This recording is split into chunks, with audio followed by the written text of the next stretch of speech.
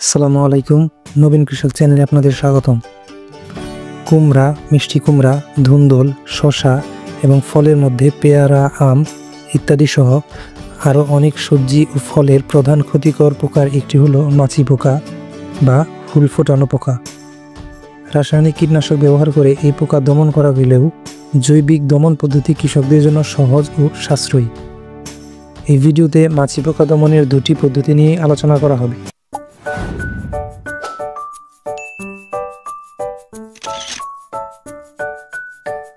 মাছি পোকার পরিচিতি। শনাক্তকরণের সবচেয়ে সহজ উপায় হলো স্ত্রী মাছি পোকার পেছনে লম্বা সরু নলের মতো ডিম পাড়ার অঙ্গ থাকে। লালচে বাদামি পূর্ণাঙ্গ মাছির ঘাড়ে হলুদ দাগযুক্ত রেখা আছে। পাখার নিচের দিকের কিনারায় কালো দাগ আছে। এদের পাখা স্বচ্ছ থাকে।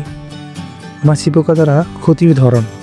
স্ত্রী মাছি ফলের সাধারণত নিচের দিকের চামড়ার খোসা ছিদ্র করে ভিতরে ডিম পাড়ে এবং পানির মতো কষ বের হয়। পরে শুকিয়ে বাদামি আঠা হয়ে জমে থাকে।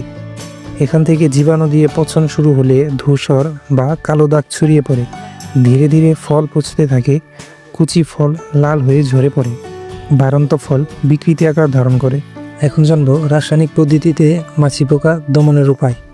সাইপারমেথ্রিন 10 ইসি গ্রুপের কীটনাশক যেমন কট, রিপকর্ড, সুপারথ্রিন ইত্যাদি প্রতি লিটার পানিতে 1 মিলি হারে 10 থেকে 12 দিন পর পর 2-3 বার ব্যবহার করলে মাছি পোকার হাত থেকে রক্ষা পাওয়া যায়। এরপর জানব জৈবিক দমন পদ্ধতি। ভালোভাবে জমি চাষ করে পোকার ডিম, কীরা, সূর্যালোকে নষ্ট এবং পিঁপড়া খাদক পাখিদের খাবার সুযোগ করে দিন। নিয়মিত ফসল পর্যবেক্ষণ এবং স্ত্রী ফুল ফোটার আগে হরমোন ফাঁদ বা বিষ্টপ ব্যবহার করুন। ফেরোমন ফাঁদ 10% 3টি হারে বিষ্টপ ব্যবহার করুন। ফেরোমন ফাঁদ ঠিকমতো আছে কিনা তার সময় মতো পর্যবেক্ষণ করুন। উপরের পদক্ষেপগুলো গ্রহণ করলে মাছি পোকার হাত থেকে সবজি ও ফলকে রক্ষা করা যায়।